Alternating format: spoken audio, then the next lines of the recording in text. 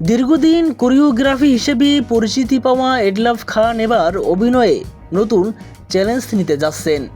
নির্মাতা মোহাম্মদ ইকবালের নতুন সিনেমা গুলশানের চামেলিতে গুরুত্বপূর্ণ একটি চরিত্রে অভিনয় করবেন তিনি। ছবিতে তাকে দেখা যাবে একজন যৌনকর্মীর দালাল চরিত্রে।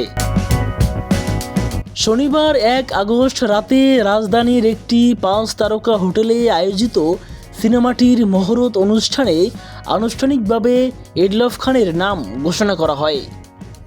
এ সময় নির্মাতা মোহাম্মদ ইকবাল জানান, গল্পের গুরুত্বপূর্ণ একটি চরিত্রের জন্য এমন একজন শিল্পীর প্রয়োজন ছিল যিনি উপস্থিত ও ব্যক্তিত্ব দিয়ে আলাদা ছাপ রাখতে পারবেন। সেই বিবেচনায় এডলাভ খানকে নির্বাচন করা হয়েছে। নতুন সিনেমায় যুক্ত হয়ে উচ্ছ্বাস প্রকাশ করেছেন এডলাভ খান। তিনি বলেন, কোরিওগ্রাফারের পাশাপাশি অভিনয়ও তার ভালোবাসার জায়গা। গুলশানের চামেলিতে এমন একটি চরিত্র পেয়েছেন যেখানে নিজেকে সম্পূর্ণ নতুনভাবে উপস্থাপনের সুযোগ রয়েছে। দর্শকদের ভালো কিছু উপহার দেওয়ার প্রত্যাশাও ব্যক্ত করেন তিনি। জানা গেছে, গুলশানের চামেলি নির্মিত হচ্ছে রাজনীতি, ক্ষমতার অপব্যবহার এবং অভিজাত সমাজের অন্ধকার বাস্তবতাকে কেন্দ্র করে।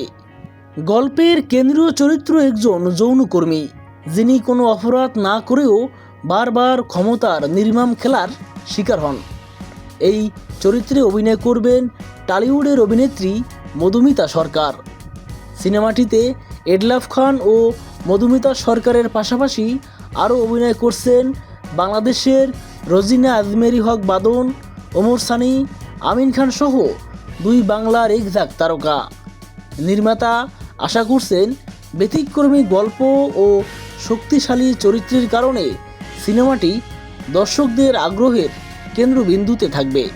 এই 2 বছরে 4-5টা ছবি করতে পারতাম। আমার বাসায় অনেকে আমার টাকা পয়সা নিয়ে আমার বাসায় আসছে, বাট আমি ফ্রিতে সেভ করি না। কেন আমার কথা হলো, আমি এমন ছবি করব যেই ছবিটা মানুষ দেখবে, তাহলে এই ছবি একটা মার্ভেলাস ছবি হবে।